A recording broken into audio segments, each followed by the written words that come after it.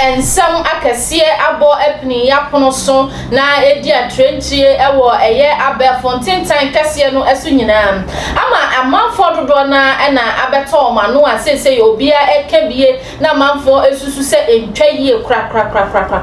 eye papa eye kwaku Obofour reverend afensu ni data esan eka ne din ho ni preaching bi a we preach a odi abeto abe fontain tan so na Ghana fo bebre na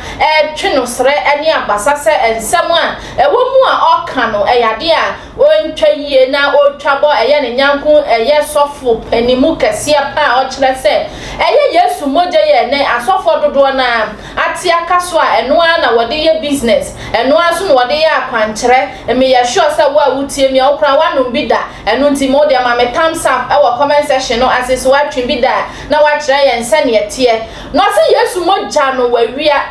amen no di sobolo na eye enu nti no chese so nti ase anase how ne ha no ese obi edidi na nasi mpo akosua se no ye Yesu moja no na owo problem anase den no enu ono pe na enim nemom ensema e ba abonten no enu na ma Ghana fo bebre na every no se kasa no de enkoyie se wo be ka kire eye nyame nipa anase even po so nye nyame nipa anase obi biara se ne otie bia se eye na no hunwi ese okwakuo ni ade de eya na asofo anase obi a amanfo di weche na nei wasanso abeye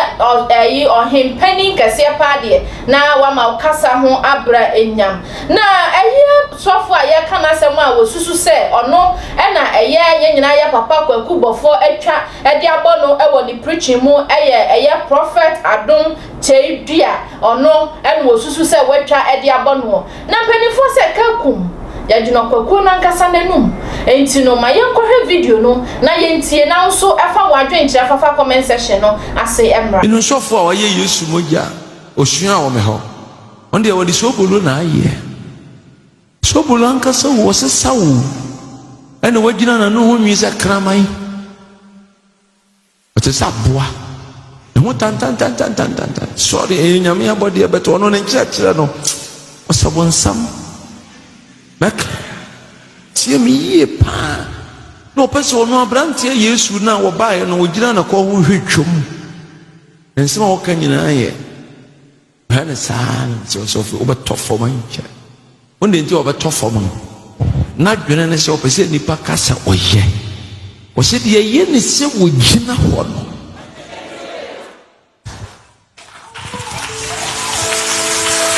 now osofo pese nipa kasa ono na edi papa enti ono no gina so dem ogina na bo dwise hu nwi na oye tese aboa kokuya ono na bo dwise nwi ne firi nyame na de all tutuo no firi nyame. Are you listening to what I'm telling you today? But when we are there aka woni mu a eye atoro nyina nipa nyini. The word spiritual marriage sunsuma wade. What me atiase se sunsuma wade wo ho. Na ye den na sunsuma wade na kofa bae no ekoye liver nipa brebo na okoda na ye hia na sunsum no wabeda. Na o mind dey wura fisa awurade ka se mere ne kwa wie ya akyerɛkyerɛfo atorofo abeba. Oh my God, na wura fi. Hallelujah. Na adifo no anya wo mo a ka ye wo mo aka me ka kyerɛ wo so wo nya eye bibi na hye wo mo de wo kasa. Na free Elia brasu besi na adifo nya asomdwe da but wo mo hu ya akyerɛkyerɛfo. Eto mo de wo nya adifo no ho adwuma na me so ya akyerɛkyerɛfo no ho adwuma na me so mi kura o man no ti me ya adwuma na be kɔ. Aso who is talking? Why na ekum? Oba na mkacho se me hunu se kwankwa do bibia betwam. Uhunu bi. Okura be kofie na wura fi. But wo wotirimu keka yade enso yese da bia no boduku. Asore ne se ya. Pra di oton chen ka che ne se. Pra nipa bi no pra wo mo tantam. Ka kyerɛ ne sɛ deɛ wɔhyɛ nkɔm no ɛne deɛ wɔhyɛ mmara no ɛwɔ asɔɔdam hɔ no hwan na ne ho ohu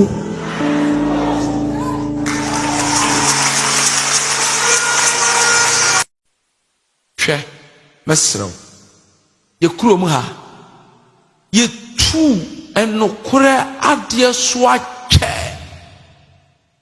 na panimu wudini yɛgye ne tum ɛkyɛn akora nipa papa na mebɔ mpae na nkonkron da adeɛ bi adi kyerɛ me sɛ yesu no osua na baraba anyini kyɛn no bɛ na baraba yɛwudini dada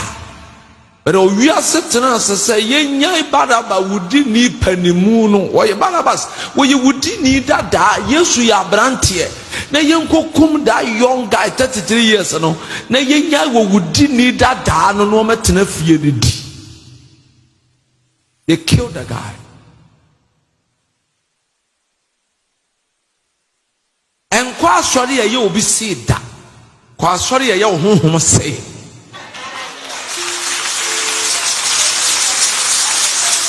hallelujah asɔre bi ahyɛ aseɛ daadaa nipa de pɛ nipa ɛhɔ na mɛyɛ adwuma na mapɔn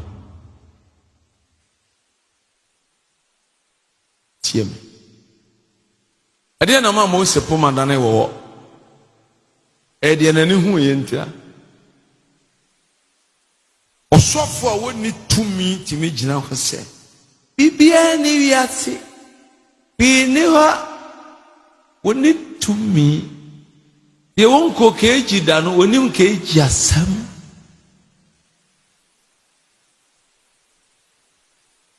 asɔre a ɔpɛ sɛ ɔyɛ sunsumsɔre a ɔtɔn ma ayɛ afi na ɔbɛka kyerɛ wo sɛ wotiri nwi nyɛ ne faa wɔnye nwi ni nti na ɔtɔn ma ayɛ afi no nyɛ kramofoɔ deɛ no a wɔyɛ Christian mahaya bi ɛsɛ wokɔ gyina hɔ sɛ sɛdeɛ wɔsɔfo yi si kasa yi ɛno na ma ne yɛ nipa papa aboa kɔkɔbo wɔmfa mmirika na bɛkye akokɔ o wɔde adaadaa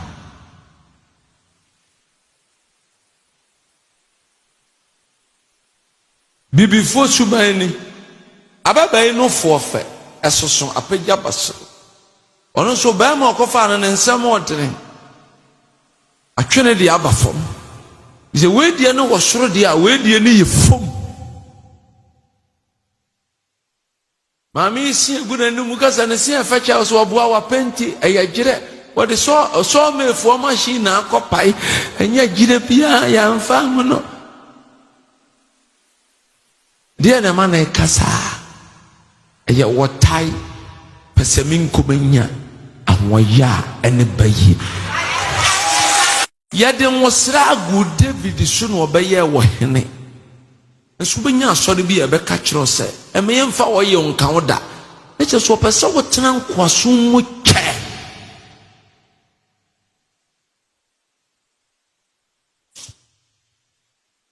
ɔsɛ sɛdeɛ Nyankopɔn dɔ owiase ni wɔyi ne dɔba a wo no kromae no sɛ obi a ɔbɛgye no adi no wɔnyera wobɛnya da nkwa ɔdɔ meboa ɔba asɔre a wopɛ sɛ waware yɛyɛ yie ɛnoma wo ntakora sɛ na ɔtubom wo deɛ kora atwa mu wopɛ sɛ woma deɛ yɛ yie ɔsɔfo ne yere ko a funtum wuo ɛsɛ amata twene bɛrɛ na waware yɛyɛ yie sɛdeɛ mesɔfo ne yere yie yi awurade ma bi nsa me mma ade yɛ ne hɔ ne dini nso obi si na sɔfo no ne yere di dɔ sɛ wonim atopa bu a wonim sɛ atopa yɛ dede ɛnuru hɔ nti wohunu buo ɔyɛs wonim atopa bu a ɛmaa no bisa wɔnom ɔna wɔatopa ho information hallelujah o wonim bu na woburu biara a wonim sɛ wedeɛ ne wedeɛ ahyia ɛgye taw hallelujah no ei ɛho adansefoɔ yɛ me maame no mɔdaworoma buru mɔdaworoma ɔma Ghana munsuro Womo se womo ka sempa no enche adifo no na di ye ni tumi enkom hye obi okacho de wo pia wa hwehwa wuti kɔbɔ hɔ obi okacho se madam sorry me nso obewu ene de wo pia wa hwehwa wuti kɔbɔ hɔ wana ne hu pie radio toncha se ha Wurade tumi foforo aba no preno yansa men kasa preni pa bi enu preno preni pa mi yansa preno ishira na onumba Joshua hallelujah emrantia na mo ne nkokora na mo no me papa wa mo kokora na owu ye ntime do akokora enu nkyere se de akokora bi beka bi aye no kore ye wo akokora wudi ni baifo wo ho anya mena ya wona de ensai ema ba tie nyina mo nsore na mpanimfo ametena obi tia wodo nyame twa akokora panim obi ametena wo hunu panimu a obetena asore dan mu a wo ye panin so wo wi nkora kye abrante ka dada ni tontura twa wa akura tetanus kye ka mo no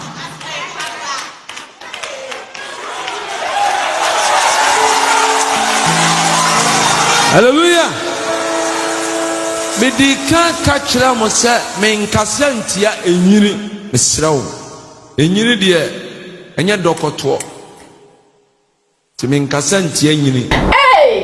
yeah tensam etreti ye enya de aye jai eche eswa papa na comment aba no me ka se me kan a adaje ebebo ye na emu mienu miensa bi de metimi aboso e de ama wo ebisi we eye business enu nti no eye prophet Adom one kwakubofo nyina reverend wo nyina eye edwadie e na wodie enti no onkan no so ne de obi so se ayensa na tie ade no de so hwe na se enwosra na se ya ba form na members no eso tia na wa ye fast enti sa bon se wo be hu ana manfo ajo members every wonsam enu nti na ne ya ye sa top pressure e de ama reverend Obofour enu nti ode ekekasa no esense wo 31st night a eye prophet che eye ne nipa e bodom pemede ko ye kodi sa ayi afahye no edutwam baka se Ghana nyinala ena abotenku ankasa ko yomampani enu nti ena nam so a ode ekasa won so adwenkyere fa ho no